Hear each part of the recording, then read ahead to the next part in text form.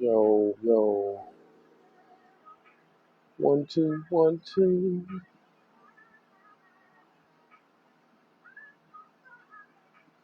1 2 1 2. How's everybody doing?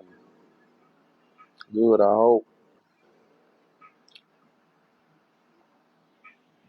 Share this to a couple people. What's up, ASAP man? How you doing? Hey, hey. Here I come. Let me share this to a couple of my friends right quick. Hope everybody's having a good day today.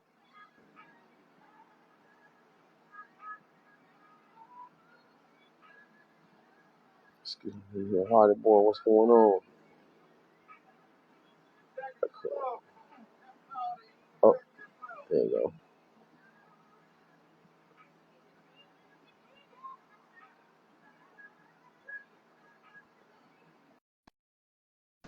Invite button. All right. Yo, yo. Yeah, man. Hello, hello. Hello, hello. How's it going? Hey. Good, good to see y'all today. And you, Everybody, mate. Thanks for having us on. everybody doing well? You doing all right, Ms.L.a.? Yeah, surviving. We're doing the best we can. Doing the best we can. I already know, man. I want to thank you too for coming by. We'll be able to tap in today. We'll talk with y'all a little bit. Other than that, I guess we'll go ahead and get started. Um, Thanks everyone tuning in now, tuning in later. I am always Kush24. And once again, starting off 2023, I'm getting a chance to talk to some of my good friends, the ASAP community, ASAP Imaginations, you know what I'm saying, Mr. L.A.Cunnigham, Mr. Paul Hayden, you know what I mean, aka Mr. Hades, if I said that right, Mr. Yeah, man. Hades. Um, Go to the asapimagination.com website, follow their pages. They have tons of content, plus the Anyone World, where there's everybody around the world that has a story that from their heart that they want to put into your hands for you to read. You know what I mean? So with that getting started, what's going on, Patty Paul? I see you, man. Um, how are y'all doing? How's 2023 starting out for you two? Separate lives, but also coming together in the ASAP imaginations and the anyone world, your own creations by yourself. You know what I'm saying? But how is everything going? I'll start with you, Miss LA, and then Mr. Paul, you take over once you finish. It's good. I think that there at the end of 2022 there was kind of just like, all right, I checked everything off, and then there was like good, I'm feeling so accomplished, and then as soon as 2023 hit, it's just like, okay, here's all the stuff we need to do. So it's just like there was like a brief little like a minute breath, not even, and right back in it. So yeah, it's just we're just busy again, but I think we're like easing into it a little bit. Okay, But okay. sure, right, Paul? Just dig into it, not already in the deep end. And what about you, Mr. Paul? Yeah, like Rory says, it was we finished December with a novel through only one will for NEM for D.W. Howard, The Long Game, and then the second of our first trilogy for the comic for the main continuity with Point Civility Part 2. And we were like, we see 2022 out in style. And we did. And then we got to 2023 and went, right, start again.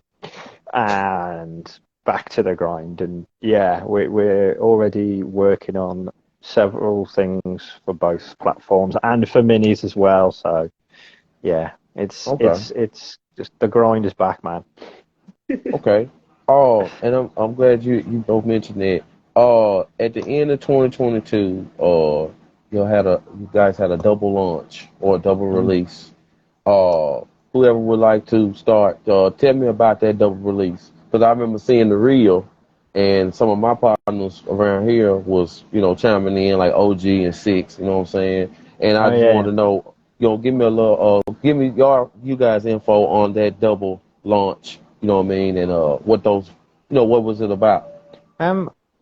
Yeah, I mean, well, I'll tell you what, I'll let Laurie take this one because she had much more to do with the book from an editor Okay, standpoint than I did. okay, So Okay. Yeah. So I think that it was our first official novel out of the Any One World, and it was with Nemesis slash D.W. Howard, whatever you want to go call him. We call him Nem.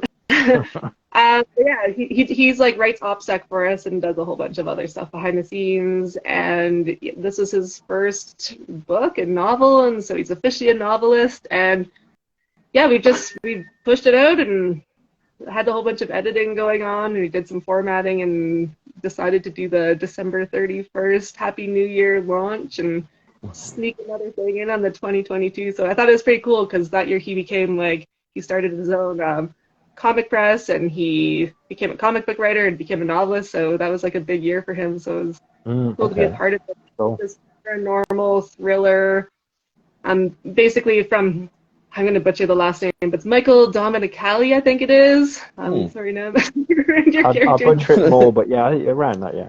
Yeah, I think that's how you say it. And he's a detective, and he's investigating this case. And it seems kind of straightforward, but there's all this like paranormal stuff and big picture stuff. And he has got this like big, massive story he's got coming down the line. So this is book one essentially, and it's fun to be a part of and take it in the last few minutes of 2022. Okay. And then we also had issue 2 of Points of Villainy, which is the comic book trilogy we're adapting from our anthology Points of Villainy, Points of Virtue. And so it's got 2 kind of stories that tie around the event, and they've been comic-sized. Okay. Make up a word. I'm glad you mentioned that because that was one of my questions I might well just ask now. When I first was introduced, Points of Villainy and Points of Virtue, well, I was hearing a lot about those books. So, but that was then. I know I've been knowing y'all now for at least 2 years now, right? So following what you said, Ms. Cunningham, where is Points of Villainy and Points of Virtue at now? Go for it, Paul. So we're convert. So what we decided to do, so we had the book that came out, the kind of double anthology, and then some comic book shops, they don't want to carry prose, they don't want books, it's comics, and it was something we talked about for some time. Anyway, it was kind of one of the things that we wanted to do. So we took 12 of the 16 stories. What's up, George? We took 12 of the 16 stories and we turned them into 2 trilogies. So we've got 6 for Villainy and 2. So 2 stories, per issue in the trilogy, and then we've got 6 for Virtue. And again, it gives people another way in there, so they can see it in comic book form as well. Okay, so that's what we did. That.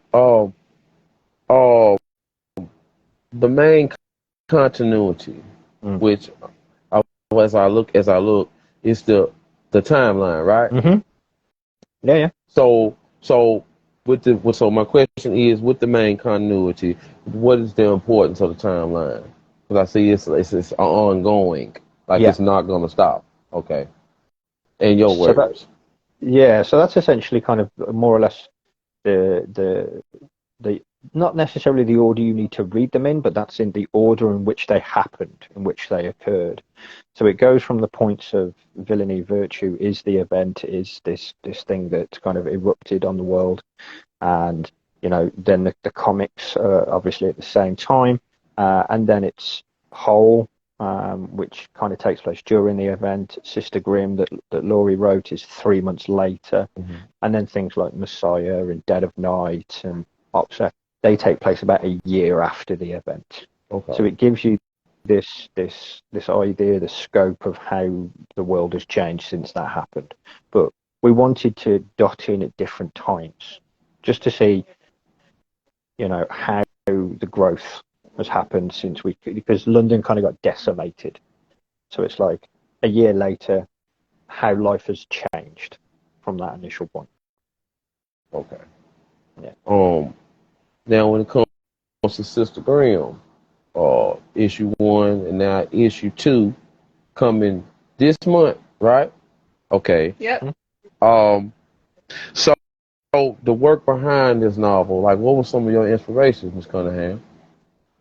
From for Sister Grimm, it was mostly the inspiration was the anthology. That's where the character first appeared. That's in the Points of Villainy, Points of Virtue anthology, and then yeah, I don't really know necessarily what inspiration it came from. We just happened to be writing stories, and at the time they were super random, so there wasn't any plan to continue them. And then one of them just kind of stood out a little bit, and we kind of rolled with her. And so yeah, like it's like half Grim Reaper hybrid.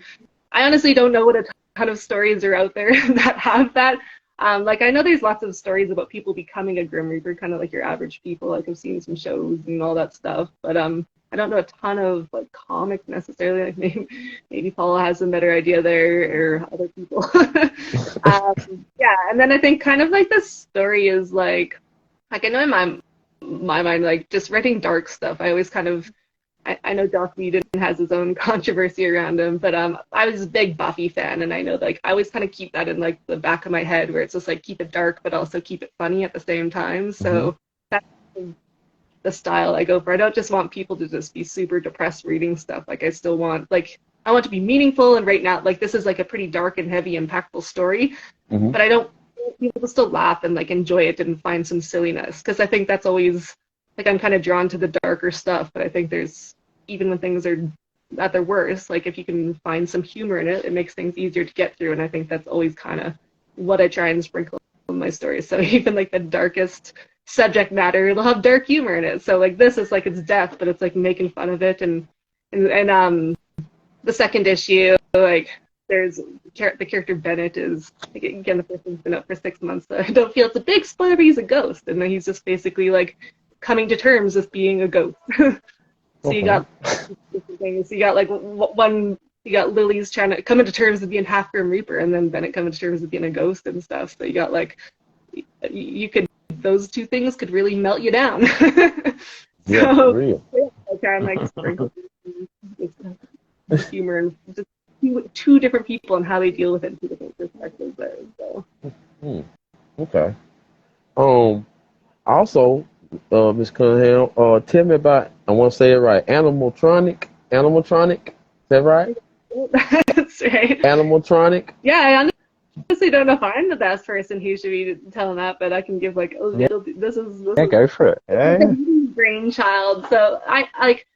I'm sure we've mentioned it before. I think you've had people from Perspectives. That was our first charity anthology that we did a year ago. hmm So yeah, it was our first charity anthology through the Anyone World, and this is just our second one. So we basically have 10 writers, or I guess we have 9 writers. 9. 9 writers, and we're gonna Yeah, yeah. yeah, and then we have artists that basically are drawing 10 pages that every writer writes, because we put everyone's name into a hat. I mean, Paul's been drawing them out, and it's just one big continuous story, and everyone basically picks up where the other writer left off, so that's trying to like keep everything all together. And I was the most recent one to finish my 10 pages. Yeah. Yeah, Yeah, and then Hades, he's the last one, and then it's all done, and then we got to get the artist going, and yeah, yeah, it's gonna be it is.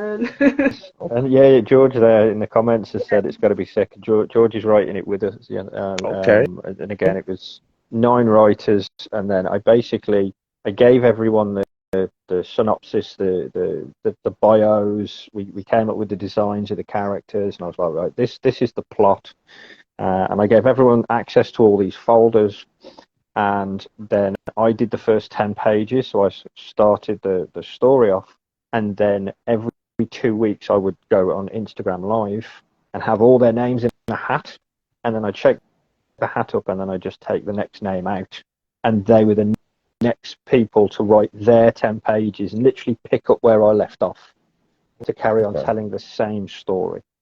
And it was just look at the draw. It was literally if fate so says, your name is next. But we had 2 great coincidences within that, because George Medina and Sam Vera were 2 of the writers, and obviously they do Catch the Craze together in the podcast, and their names were in the hat it was almost like past the halfway point, or just hitting the halfway point, and then George's name was pulled, and then 2 weeks later there was Sam, Laurie, and Chess were the 3 names left, and I mean Laurie amongst it. Let's be fair, because she actually put in the comments, you know, I want it to be Sam, and it was Sam. So like, you know, he got to take over from his buddy and partner. Then it was Chess, and then that left Laurie, and of course the final coincidence was it was Laurie, and then now it's me. So it's like, you know, two partnerships ended up tagging the other one in. So yeah, again, it's a different way of telling a story, and you've essentially got 9 minds who have written one cohesive story, you know. And I don't, you know, I've spoken to a few people. I don't think that's been done before.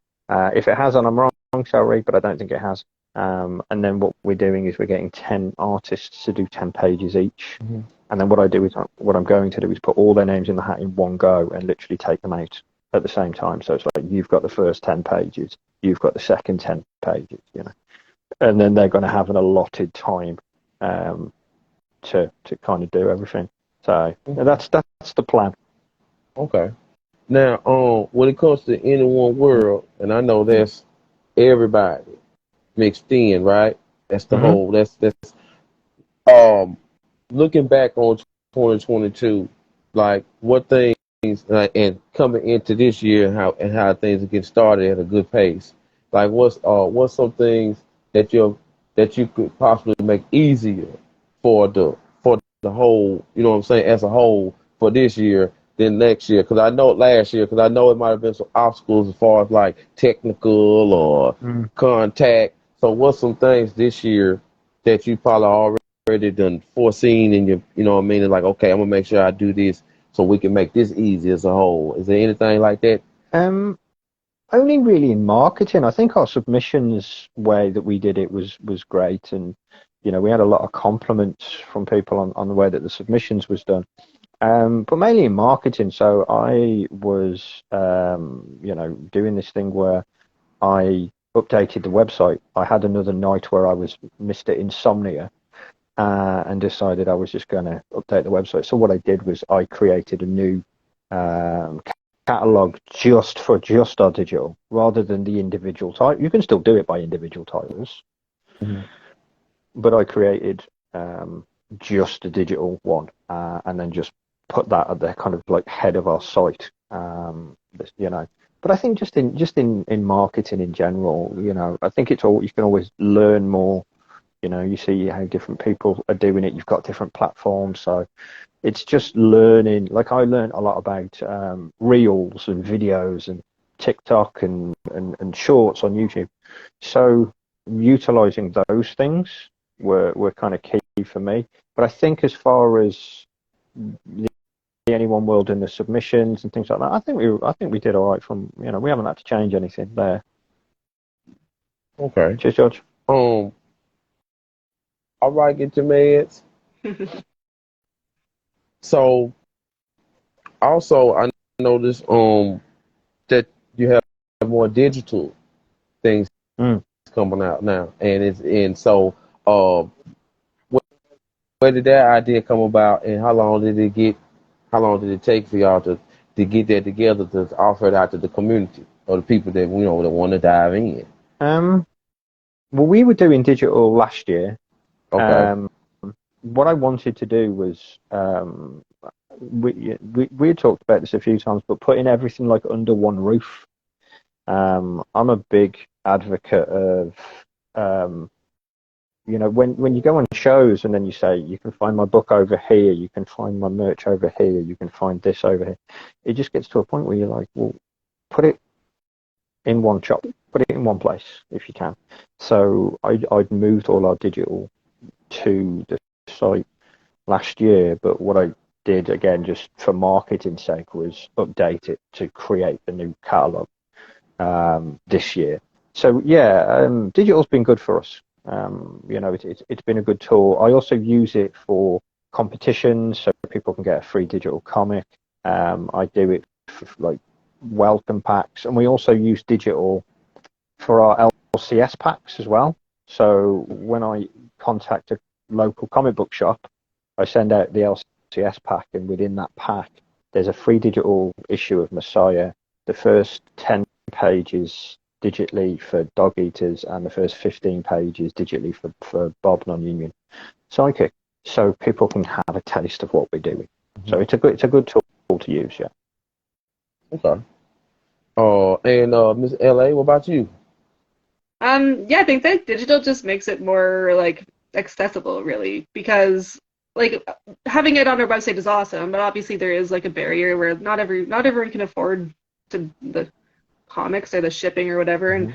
especially graphic novels. It's a lot. There's so many indies out there, and like it's like anything when you're doing your own thing, people don't always want to take that risk on you because you're new, you're a new name, they've never heard of you. There's all these new titles and authors they've Mhm. never heard of, so it just makes it's a cheaper way to put something like on your computer, on your phone right away, and it's there, and you can read an issue, and if you like it, then you can buy the physical thing if it's important to have that physical copy, or if you like the one issue and it's already been graphic novelized, like Dog Eaters and stuff, Mhm. you can read Mhm. issue one and then buy all six of them at once if it's your thing, and then yeah, it just makes it like that much more accessible. Like, and people do have their preferences. Like some people like having to hold the comics and stuff, but also like I know me, I'm like pretty limited on space. So like for me, I have to really love a comic to keep it, but it's Mm. also nice. I'm more willing to buy it if I've already read it and loved it, and then I'm like, ooh, I want to have this on my shelf. Yeah, So yeah, yeah. it's that We much like available. we utilize that as well because I've seen like OGs in the chat. Go man. But he ordered and he's getting. So we've done these things called just the ASAP gift pack, and it's a physical box with all our issue ones in. So it was like a great way to introduce people who wanted the physical. So it's a gift box, and inside you get all our issue ones. You get our mini magazine. You get trading cards. You get badges, buttons, pins. I find that that's said differently around the world. I've been told, but badges, button, pins, and a poster, and then that's like a kind of wicked kind of introduction to that if people want the physical, so they can buy them as individuals. But the gift pack was really good, for kind of over Christmas time and things like that. It's a good gift Okay. to have.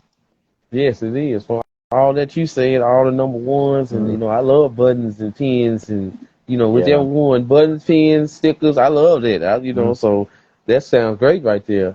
I wanted to catch. OG had a question for both of y'all. mm. He said, not just book wise or issue wise, are there any new characters coming in 2023 that you're excited about debuting to the readers? Yes, so we will at some point in the first half of this year we will be launching another title through main continuity. Mm-hmm. Um, which takes place again in the same world as Sister Grimm and Hole and Opsec and Messiah and Dead of Night. That's it. And that's called Person, but it's spelled Purson. Okay. Um, and it follows another character and what had occurred to him during the event. But we've got a new artist who's come on board to do that. So I'm excited for that as well. And then we've always got new things coming out in any one world. We're going to be doing new novels for several people. We've got someone who's signing up and who's I think they're bringing five titles to the Any One World in comic form. So yeah, there's always something to be excited about for damn sure. Okay. And Miss Cunningham? Well, yeah, I think he covered most of them. I think that there's also with getting points of ability and points of virtue in comic form. There's one story in particular that like people have probably read it and wondered about it, but to kind of bring that back with drawings and in comic form, I think it'll kind of revitalize that. And because there's three characters that might be making some appearances in the future, so it'll be fun to people can guess who those are, and kind of fun to bring them forward and put some art to them. Yeah. So Yeah. Okay. they're not like new, but they're like 2 years old, and people kind of probably don't think much of them, and but we're kind of Right. like bringing them back in color. Yeah, that's smart right there. That's smooth. I like that. Okay. Now this is a question. What I'm saying, just for me. I had thought of it right before we had got started. Um, Explain the difference because sometimes I get confused with putting them together. the main continuity in the Anyone world. What's the difference in between the two? So the main continuity is like our in-house. All the stories take place in one world. The rights and the characters are owned by ASAP, and it all sits in one place. It's all interconnected. You will see those characters cross over as the world grows. You will see interaction with that. It's kind of like it's like our Earth 616. It's like you've got all the Marvel characters in one world. So that's what that is. And then the Anyone world is the platform where we publish for other people, and we publish their books, their comics, their graphic novels. Their stories aren't interconnected. Should they feel that they would like to, then they can. But they're standalone. And the main thing about the Anyone world is the rights are always maintained by the creator. So, us as ASAP, myself and Laurie, we don't touch anyone's rights. The rights are theirs 100%.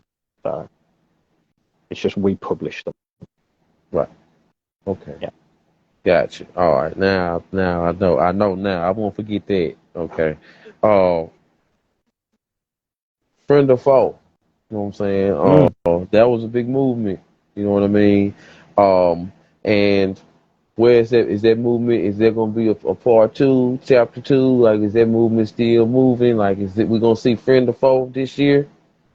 It's always open. Yeah. The mask is always downloadable. People can go to the site at any given point and download the mask. At any given point, can take a picture. # friend of foe.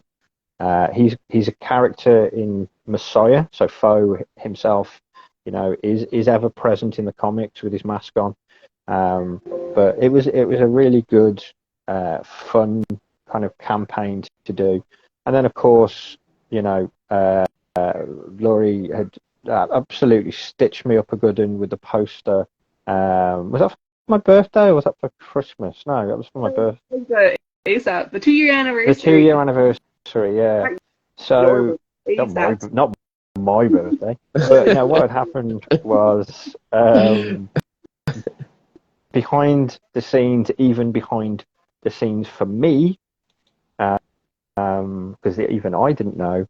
But for the anniversary, what this one had done was we'd already got people who had done the friend of foe picture, so she'd collected those up as well. But then she went one further and then got all the ASAP staff, if you like, all the ASAP family. She got all of them to put the mask on and send pictures. And then she created this bloody massive poster. I'm 6 foot, right? And when I took the poster out of the box, I could and it was still on the floor. It's massive. And it's a poster where it's like all the pictures of the people in the foe mask and then Foe himself at the front. And it said, "We're not friends of Foe, we're family." And I love it. Like it's on my wall in my office. But I didn't know it was coming, so I had such a shock because she used the same printers that we use for the books and the merch, and they messaged me and said, "Oh, your delivery will be here tomorrow." And I was going, "What delivery?" And then I panicked because the last thing that I had placed an order for was a bunch of stuff to go to Canada to her. But then they were saying, "It's coming to you," and I'm going, no, that's not. And I was like, oh my God. And then, of course, it turned up and it was this 27-foot poster, which I love. But yeah, I mean, the Friends of Foe thing was just huge fun. And yeah, it's always open. People can always go ahead with it. So, And and draw someone's name and give them a prize. Yeah, exactly. For taking. Exactly, yeah, that's it. So I like it's been that. good. Okay. Now, will there be any appearances at any cons this year? Will there be another Anyone World Con or hosting or like And this question for both of y'all. So like whoever want to go first, whoever want to finish, let us know. Cons for sure. I like last year I managed to do one, and that was kind of the first one, and like super nervous and a big learning curve because it was like a pretty big con here, and so I kind of jumped in, and then from there I actually finally like that was my first in-person event, so I actually got to meet some local people. They let me know about this other one that was coming up 2 weeks. That was kind of smaller and like more focused on indie comics and selling the comics, whereas as opposed to like kind of like the fan art like that. The big expo kind of seemed like a lot of it's like a lot of artists are like selling pictures of pre-existing big IPs and stuff, and so, however getting away with that, but who knows. not my problem to do. But yeah, the little one was kind of more like focused and kind of met again like the kind of local indie community, and so yeah, my plan's just to expand from there. And I know Hades has been doing a great job of getting us in some UK shops, and I need to start pulling my weight and getting us in some Canada shops here. And so yeah, just kind of meeting more people, and yeah, like it's fun meeting people and putting yourself out there. So the hopes to do that. And obviously the Anyone Con was super fun last year, and I'm sure I know we already have some ideas there, and there's Hades probably already has ideas I don't even know about. I'm sure I've already signed up for things that I'm not aware of yet. So Yeah, I did. Let me ask you. Yeah. Let me ask you one other question, Ms. L.A. You said that was your first con, like going to or attending, like ever, or as a one. So actually, so I live in Calgary, and I actually attended my first ever con last year too. But so that one was in April because I'd never been. I'm like fairly new to the comic book world. Like I had been tempted to go, but just I don't know, for whatever reason, just had never made it. So I attended my first one as a guest in April, and then in September, like I was mostly waiting for Sister Grimm to come out, so I kind of went there and was representing something I had actually had my name on, as opposed to just selling other people. Like obviously, I wanted to share all of the ASAP stuff, but there is something special about having your own thing on your table. So it was kind of waiting for that. And also, I'd had a baby, so I was just like, I needed things to calm down a little bit because the first half of that year was very busy. With yes, ma'am. I understand. A bit more it's like a 9-month-old and just or the grandparents. So yeah, it was much easier. But yeah, that was my first kind of big table event, which was like way outside my comfort zone. So, like super fun. Cool. And Mr. Paul, what about you, man? Yeah, so I'll definitely be going to some this year. I've reached out to a bunch already, obviously, to speak to them. I also do these things called nomad tours, where I just sometimes it's on a whim because sometimes you get cabin fever and you just need to go.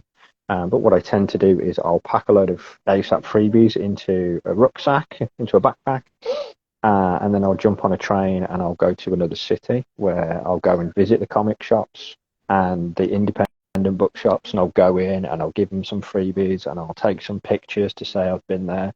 And it's just fun because I just get to, sometimes I'll just, if I'm out, and like last time I went to Manchester, and while I was in Manchester, I realised that one of our Anyone World writers was over in another city in Liverpool.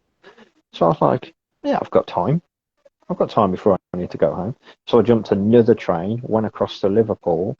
On the way, I was literally just mapping out where things were. And I was like, right. And I got off the train while he was finishing work and went to all the comic book shops and just walked in, had a talk to people, handed out some freebies, just chatting, and then I'd take some pictures to say I'd been there and tagged them on social media.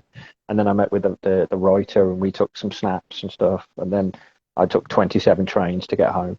But yeah, no, it was good. It was really good. And I think stuff like that is just when you can have that kind of fun. And like the Anyone World was just fun.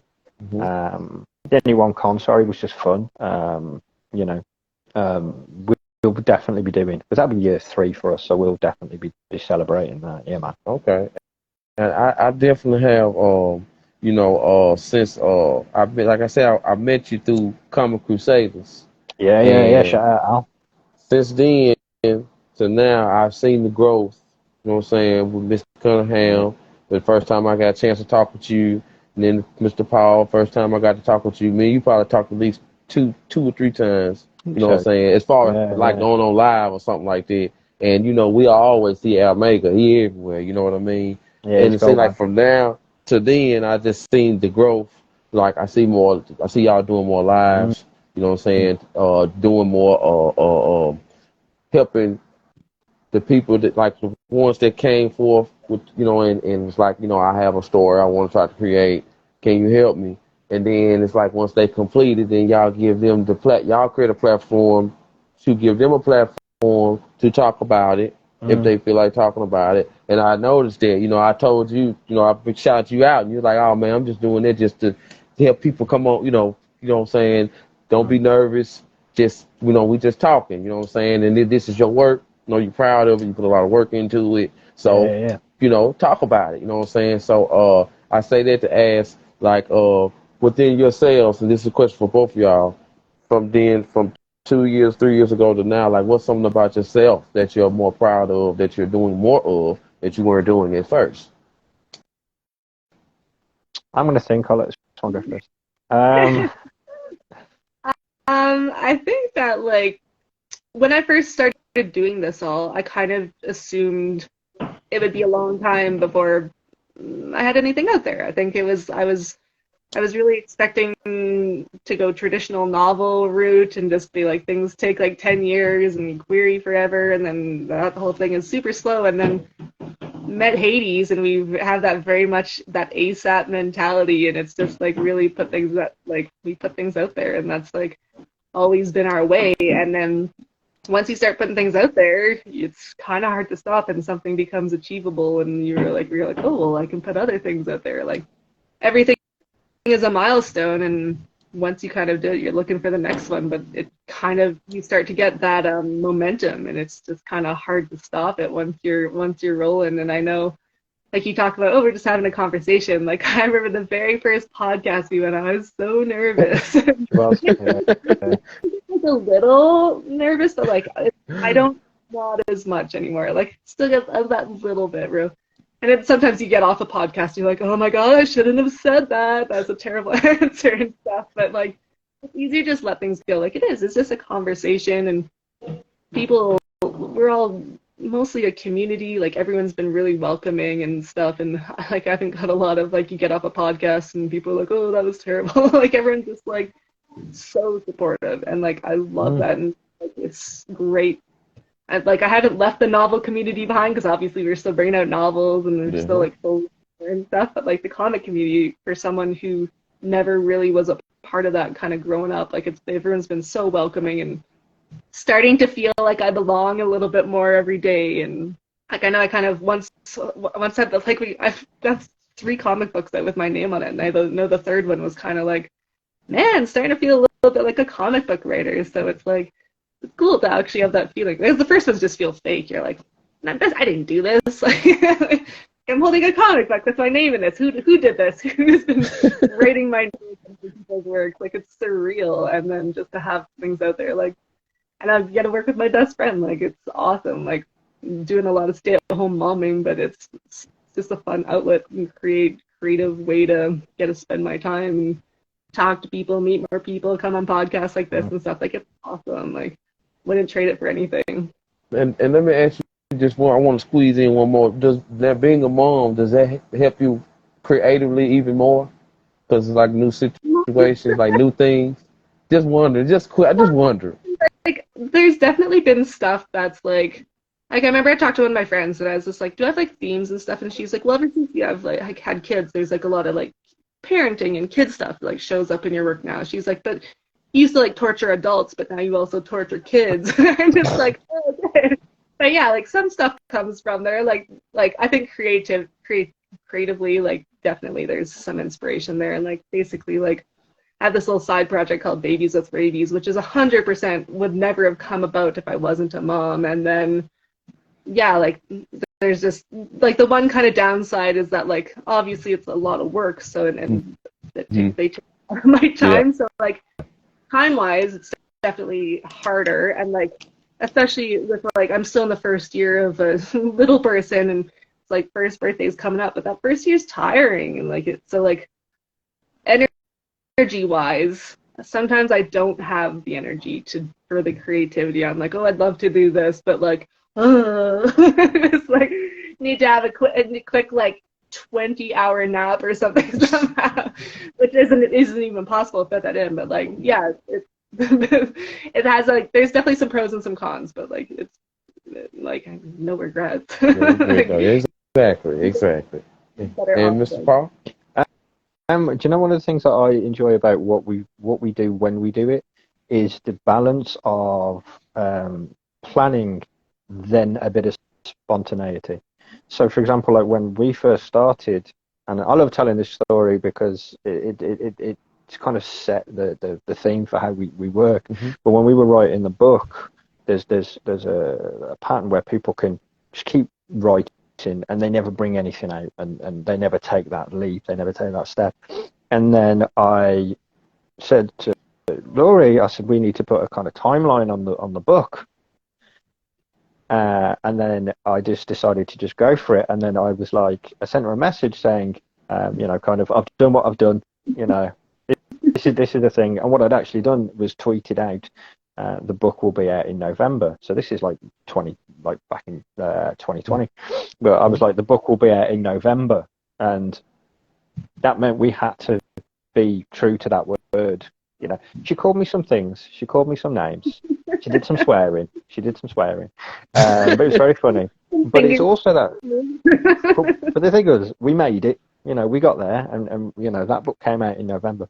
And from then, it's always been, if we say we're going to do something, we'll stamp it on there to make sure. It's like to hold yourself kind of accountable for what you said you're going to do. So I've spoken with a couple of writers who are coming on board with the Any One World, and I was talking to one the other day, and I was like, he was doing some edits, and he was like, yeah, I'll fit him in, I'll do this. And I was like, you do realise when I get to a point, I will just put it out there, and then you've got no choice. And he was just like, yeah, I know. And I think it's good because it does light a fire under people's backsides, because it's like, they've got to do it now. But it's not a cruel way of doing it. It's just like, he was laughing and he was like, I'm ready. He said, I know what you like. And I was like, yeah, I'll do it. And I think that's always been a good balance that we've had. Things have been chaotic, but at the same time, we've always, touch wood, we've always got things done when we say we're going to do it. So I've been very, very proud of that. We have Cool. a good balance of ASAP and just in time. Yeah. We set ambitious timelines, and then we always have like, oh crap, what have we done? And then I think we've always done it. Yep. We have ambitious timelines, but we meet them, even if it causes some graying hairs and sleepless nights. You gotta get it. That's how you keep the brand. That's how you keep the brand going. You know what I'm saying? And it's how you stay sharp also. You know what I mean? Right. OG got a question for y'all. If you could do a crossover with any character from any publisher as a guest in any one world, who would it be, and in what book? Oh, Jesus.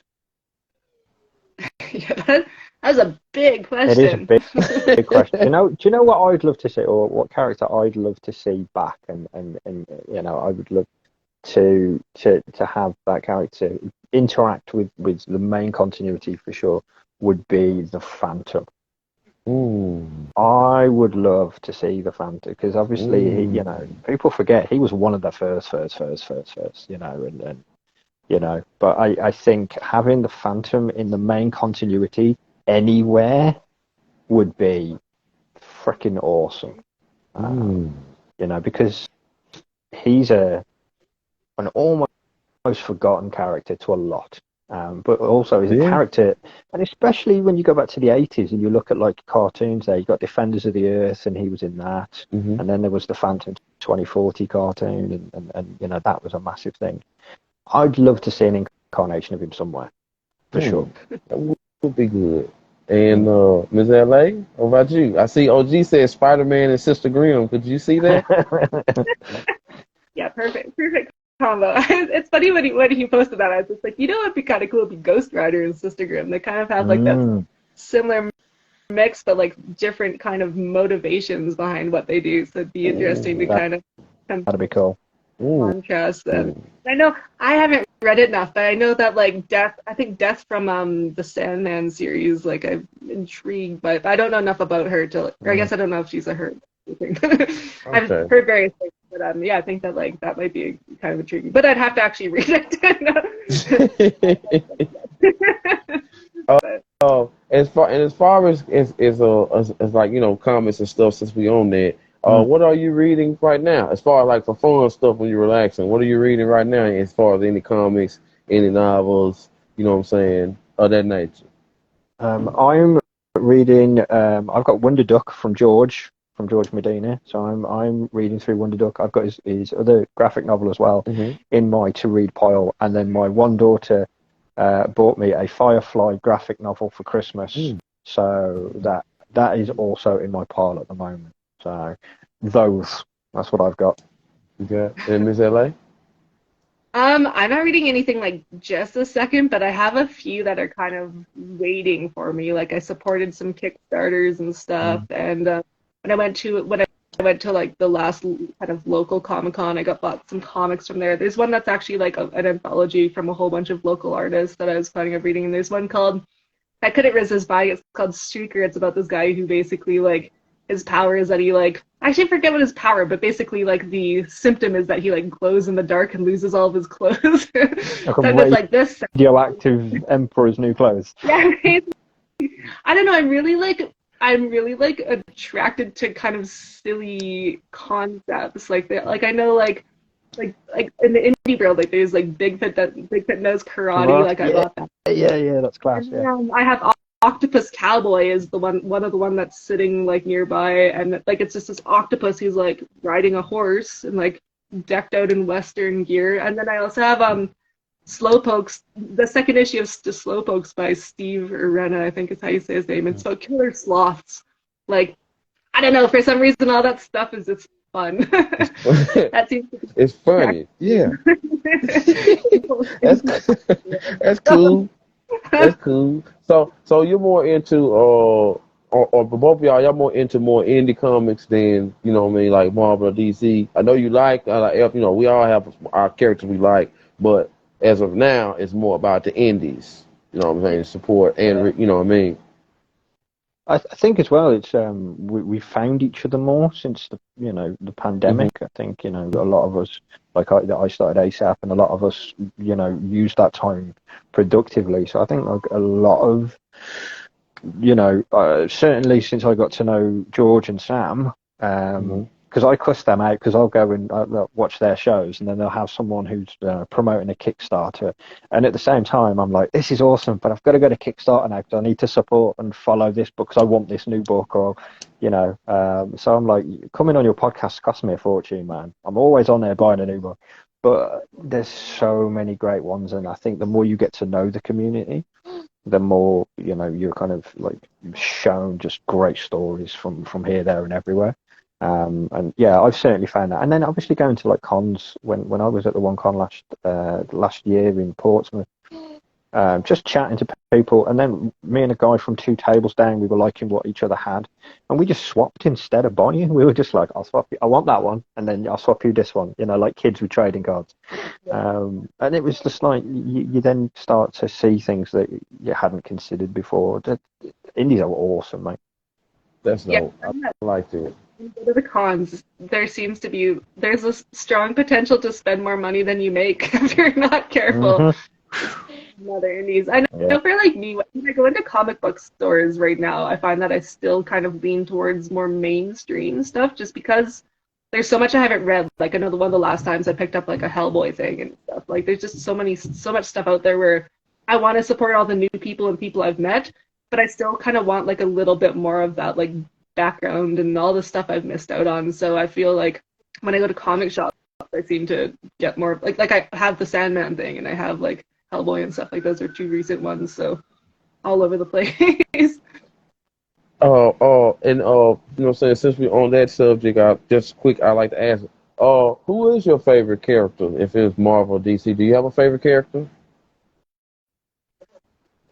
um, so my daughter is like super into Spider-Man right now, and I've always had a soft spot for Spider-Man, so it's hard not to like push that and encourage her. And like she's got this like little water glove where you like whip it and it shoots water and it's awesome. And I've always like loved the Ninja Turtles too. Like they were always like like I think those were just bit more of like going back to the childhood favorites and stuff. Those it's hard to not still love that stuff when it was a big part of growing up and watching the cartoons and stuff. Yes.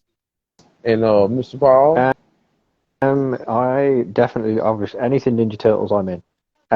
But also, I'm a huge Hellboy fan. Love Hellboy. I've got, you know, from the time Mike Mignola started, I was just like, oh, yes.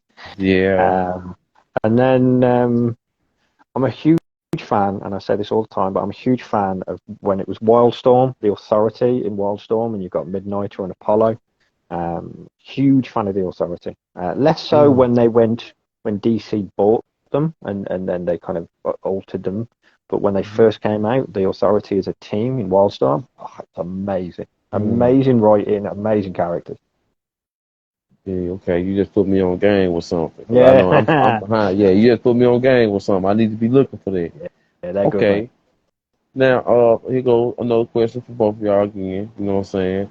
For 2023, I know we done talked about, you know what I'm saying, like the community, separate things that y'all creating and the team work, all the other writers, in one world. So for 2023, you know what I'm saying, what's one of your main personal goals, you know, just for the ASAP community, for the timeline, new content, and yourself? And that's a question for both of y'all. So obviously with writing wise, you know, I'm writing 3 of the titles because I'm doing Messiah, Dead of Night, and Hole. I am adding Person to that as well, so I'll be writing 4 titles because obviously I'm an idiot and want to just keep adding to my own workload. But also we have got some other things that are currently behind the scenes, but some other things coming that you know, there was something that popped in my head about 6 months ago, and it was one of those things that wouldn't leave my head, and I was like, oh, fine, I'll do it. So I started putting it together, and that will become apparent within, well, I would say within the next 3 weeks. So keep an eye out. Okay. Ms.L.a.? I think for 2023, like there's like I'm on the kind of I guess the 2 title, like with Points of Villainy, Points of Virtue, and Sister Grimm, and so I think this year we should be closing out kind of the main arcs and stuff. So I think it's kind of finish that and give the readers some catharsis and like kind of have some conclusions there, and then kind of see where it goes from there. Yeah, in the Anyone world, obviously we got a whole bunch of stuff coming out, so to continue just to help people bring out their stuff and somehow find time to edit these novels and stuff and comics and everything that's coming out. And obviously Animatronic should be out by the end of the year, which would be crazy to finally see that like printed. That's gonna be awesome. And then just like a little side little personal goal, I kind of was hoping to try and figure out how to do a web comic. Like when I was little, I always wanted to be a cartoonist, and then that kind of fell off my radar, and then I've been writing. But I think now that I'm back in comics, the itch to kind of draw something, like I don't think I'll be drawing any of our comics anytime soon, but to do something kind of smaller and a little sillier and doesn't require years of knowing how to color things and all that stuff, and so something just a little sillier that might fit in somehow. So that's kind of just a little outside of my comfort zone thing again. Well, and then all the cons, obviously, like I got all kinds of we only have 1 year, and somehow I'm going to do all of this stuff and cram it in. But yeah. So so you said the animatronics, you say it should be done by the end of the year or ready to release? Yep. Okay. Yeah. And your next version of the Messiah is going to be dropping this year. Yeah, so, well, yes. So this year, we're going to continue with our 1 a month. So this month is Sister Grimm. Next month, we've got Points of Villainy Part 3 coming out. And then we're just having a bit of a rejiggle to how we want to bring the others out. but we aim to close pretty much all our 4-story arcs as best we can within the next year and a half. So each title, whether it be Messiah to Sister Grimm and everything else, each of them has a 4-issue arc that will then bring out the trade, will bring out the graphic novel at the end. But it doesn't mean that's the end of the story. It just means that's the end of that part of the story. That part of the story. Yeah. Okay, gotcha. That's a good thing. Okay, so that's pretty much how that's how, as far as your main story arcs, like those are the, how can I say, that's what kind of everything started in. Yeah. So for the main continuity, and then we'll close the 2 trilogies off this year 100%, and then the 4-issue arc will be closing the majority. Okay. But it depends on, because obviously Person's not out yet, so that won't be closed. Okay, cool. All right. And some words of encouragement and advice for people who just get started, someone to see this. I know I've had 2 friends within the past week tell me about something they created, something that they write, and something that they want to write, and they don't know if they want to take it further. So what's some words of encouragement, advice I could give from both of y'all to those people who are trying to create, maybe they hit a rock and they can't get over it, you know what I'm saying? Maybe they need some advice, maybe they need to look at something that can pump them up, and just coming from that aspect, because like I said, I've seen the growth from the start, and now, you know what I'm saying, both of y'all are stronger, the team stronger. I saw the show with you and Nims, you know what I mean, with his book, you know what I'm saying, his novel, and, you know what I'm saying, and Ms.L.a., I done seen some of your lives where you talk about, I see the little Christmas ornament thing jumping when you had the little, what you call up there, showing your, what was it, was it the animatronics thing where you give like a little snippet, a little sample? Because I see you was reading a little book. Babies with rabies? Baby with the rabies. Baby with the rabies, baby with the rabies. Your little Christmas thing, the Christmas theme thing you was doing. So basically what I'm getting at is I see the growth, and there's somebody who can probably create too good, and they just need to hear something, see something to kind of give it a little push, you know what I'm saying? Because quitting is obviously the worst thing you could do, you know what I mean? So floor is yours. Sorry. I think that one of my, I kind of had like 2 things, I suppose. Like, one of them is just try it and like try putting it out there. Like I've said it on many times before, where it's just like, when I first started out doing this, I kept waiting for something where I would know I'm good enough, and then I could do something. Whereas, like, I think at some point you're like, good enough according to who? Like, does it, like, at some point you just need to honor where you are and accept that this is a journey and a process. I can sound kind of cliche and stuff, but like, you'll never be to the point where like, okay, now I'm like good enough to publish and stuff. Like, you can just put stuff out there and like see if it happens, and like, who cares? Like, it's like pretty low stakes. I know comics and stuff, like there can be that upfront cost and stuff, and like a lot of like you'll hear comic book people be like, they don't do it for the money, they do it because they love it. And obviously there's a good chunk of us who would like to make some money off of it, and like so we can, but it's mostly just to feed so we can do more of it.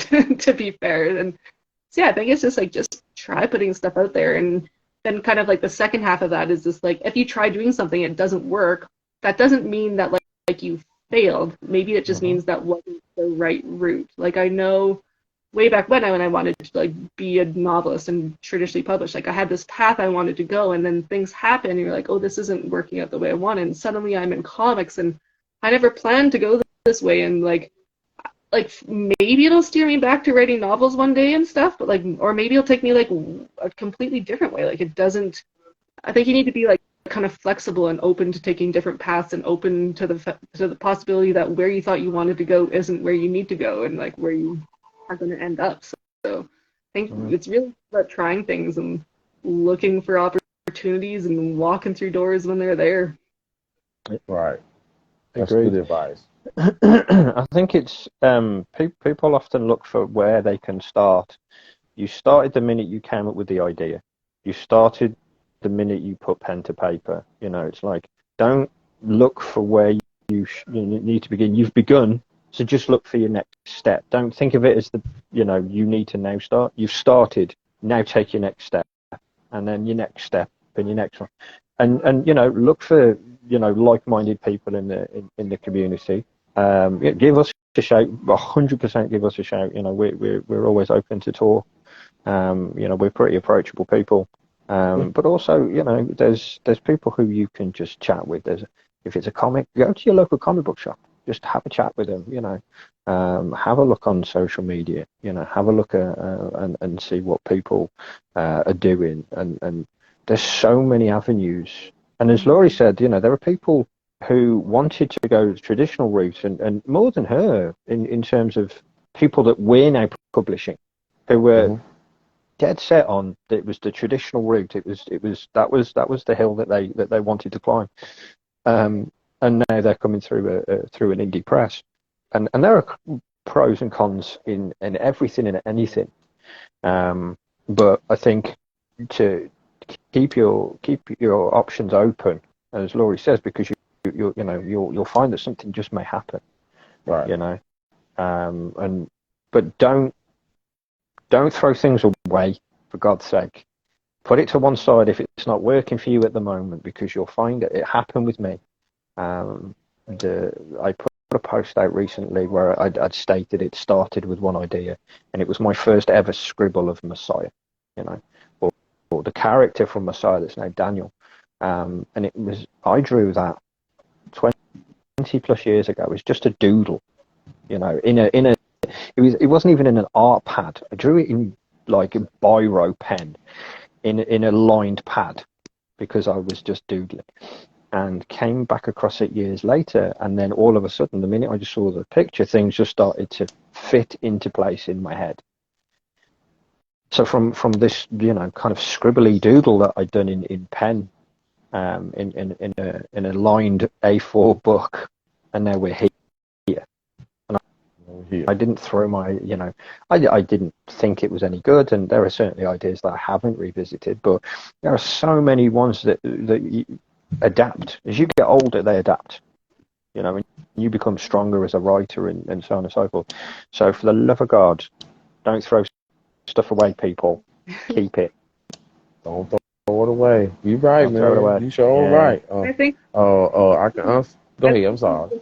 One more thing there is just like, I know you said that quitting is one of the worst things you do, but I think the caveat there is like, it's important to quit things that aren't working for you and that you don't love. Okay. Like kind of the one caveat there. It's just like kind of the same thing where it's just like, I quit writing novels, and it doesn't mean you quit forever. I think that's important too. It's just like, I quit this because it wasn't working for me and went and did this. But it's just like, at any point you can go back and try again. But it's just like, if you're just putting your head against the wall and it's not working for you and you're falling out of love with what you're doing, like, quit it and try something else.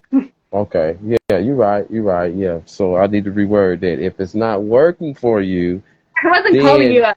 You just tricked thoughts. That's right. I had to get it right. Because you make sense. You're right. Like I was doing in the past, I was doing something that led me to do this. And what I was doing, I wanted so bad, you know what I'm saying? But it was just, things weren't working out. It seemed like I was just going in the same circle every time. And then once I do this, and I see that I can switch gears when I do this. You know what I'm saying? Like I can press the gas, I can slow down, I can stop for a little bit and chill. So yeah, that makes perfect sense. Thank you, Ms.L.a. for that right there. That helped. It really is amazing how things can change though, because when I first started doing this, I just wanted to be a comic book writer, and that was it. That was the end game for me, and I'd written Messiah issue 1, and I had tried to submit it to Dark Horse Comics. I was like trying to I did all their paperwork and sent it to them, and I never heard back. And you get to a point where you're like, okay, I'll do it myself then, So then it was like, do the comic, and then it was like, I'll do the book. But it was, in my head, it was just going to be self-published. Well, now we're, we've gone from one book and one comic. We're 24 titles probably more now across the 3 platforms. And we did all of this off the back of, kind of Dark Horse not getting back to me, but I'd never anticipated for 1 minute at that time that I was going to own a publishing company. It never entered my head. I was just going to just be a self-published writer, and then the more and more that Laurie and I talked, and then the more and more we met up with like-minded people and people who had similar hopes and desires. And then it's the same thing. That's when we then connected with, Comic Crusaders, connected with you, connected with George and Sam. And then you find that they fell into the places where they're supposed to be, and, so it is amazing how things can work out, truly. Yeah, it is, man. Well, all I can say is thank you, to both of you and the team, because, Christian, them, Sarah, all that, I got to meet and talk with them too. Mm. You know what I'm saying? I'm still wanting to meet more of the ASAP community and the Anyone World community, because I enjoy listening to everybody's. Nobody is the same. Everybody's book is different. Everybody's comic is different. Everybody's character is different, and they got their own passions and stuff where they draw it from, or whether they was just having fun, just creating something, and it went there. Now they went from a comic, or like you said, from a doodle to they on their 3rd chapter novel, whatever. You know what I'm saying? So, and that's great for me to see, as is what I'm doing, starting from scratch all over again, and using these necessary tools like we talked about earlier, the shorts on YouTube and stuff like that. I mean, it's there for us to use, so why don't we use it to the best of our capabilities? So, Agreed. And I am definitely inspired. I love the teamwork, how y'all stick together, just how you all make all these connections, and everybody's not just going to one building every morning. You know what I'm trying to say? Like, everybody can operate from their home or their office, or travel a little bit and make something happen. You're having work cons and stuff like that. And I think it's great. It's amazing. Very inspiring for the next person that wants to try to create their own. It can be done. Don't say you can't. You know what I mean? Just everybody's working. Everybody's doing their part and being happy about doing it. Like, you're having fun doing it. It doesn't feel like a job when you're having fun. So, no, exactly. And you're right about, like, I was going into an office every day and all that kind of stuff. And the thing is, again, it's like the beauty of this, the technology that we have. We're all over the world. I mean, like, Laurie's like 7 hours behind me, I think it is, in terms of time zone. I mean, it's just, luckily I'm an insomniac, so I don't mind sitting up all hours and getting work done. But it's she's in Canada. You've got Nem in Los Angeles. Chess is in Ohio, I think. Then a load of our artists are over in Argentina. I talk with, like, Lance, who's in Colorado, and we've got Malcolm's in Tokyo. It's just, it's so great that things can be done.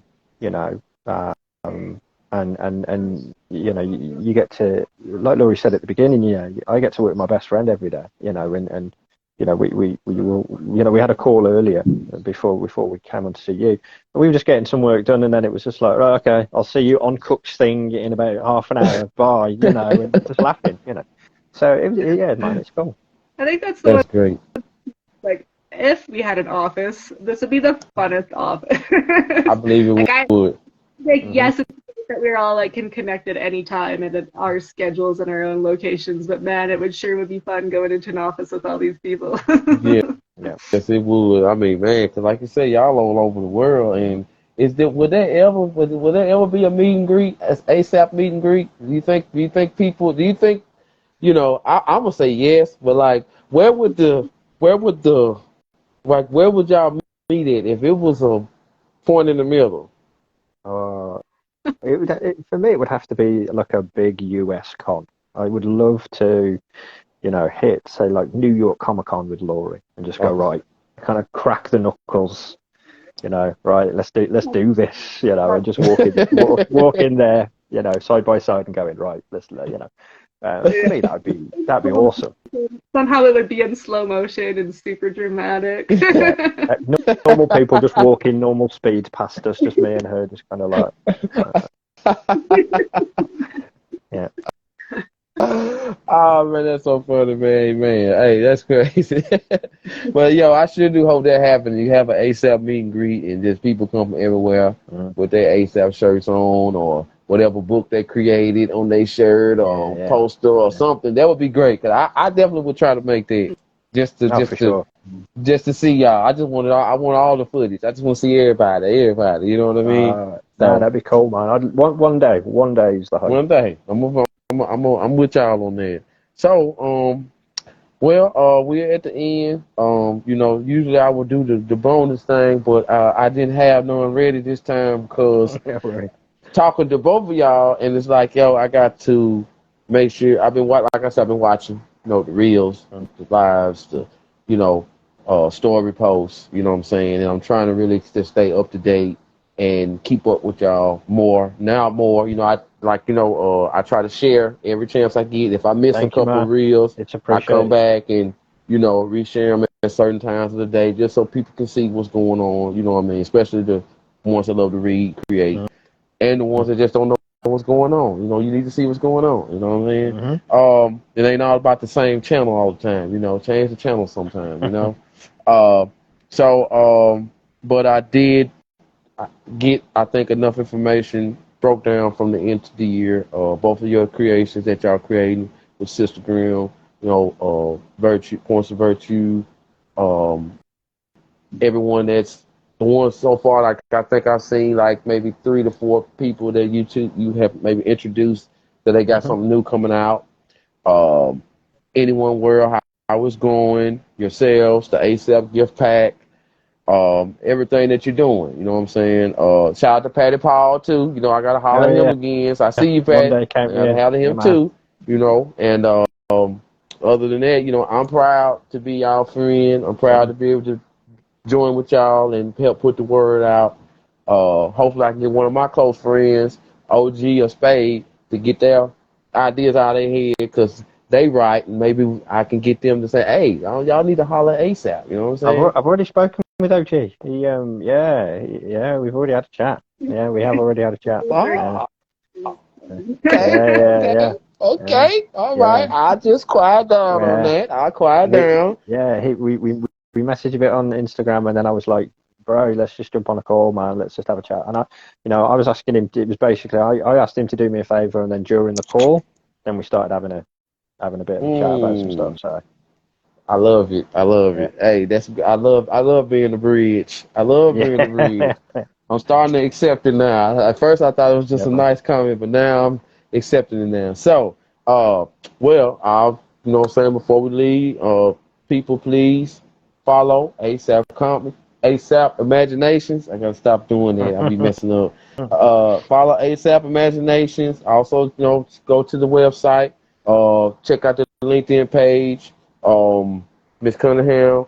Y'all check out. I always have a problem saying your Instagram name. How do you say your Instagram name again? It's just like LACU Insta.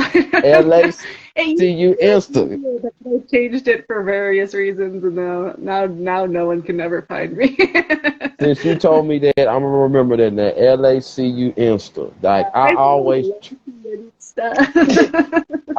try to say it like one word, but it's like I can't say. I don't know how to say that. So, but now since you said that, LACU Insta, follow L.A. Cunningham at LACU Insta and check out the whole work. Do not spell that wrong, okay? And also follow Mr. Ball at ASAP Imaginations. Check out the LinkedIn page. Check out the work. Sister Grimm, issue 1, issue 2 coming out this month. And also, Mr. Paul, one more time, what's next? What's the next book or chapter? So after Sister Grimm, we've got Points of Villainy Part 3. That will be out at the end of February. Okay. All right. Everybody stay tuned in. Shout out to the ASAP team. Shout out to the Anyone World team. You know what I'm saying? One more shout out to Nim for his project that he just dropped. Yeah. So shout out to Nim too. I'll be reaching out to you, brother. And hey, Ms. Cunningham, Mr. Paul, thank y'all so much once again for your time. I support y'all, and I'm proud of y'all as a friend way down here in Alabama. I'm inspired by y'all, so I'm gonna keep on. Let's keep on keeping on and stick together. I support you guys. So shout out to ASAP Imaginations, and let's just keep the ball rolling, man. 2023, keep it a big year. Wicked. Thanks, man. Appreciate having us on, dude. All right. Peace out to y'all, and one love, big respect to your families and everything. All right. Ms. Cunningham and Mr. Paul. I'll see y'all later. Cheers. All right. Cheers, buddy. All right. Cheers. Cheers.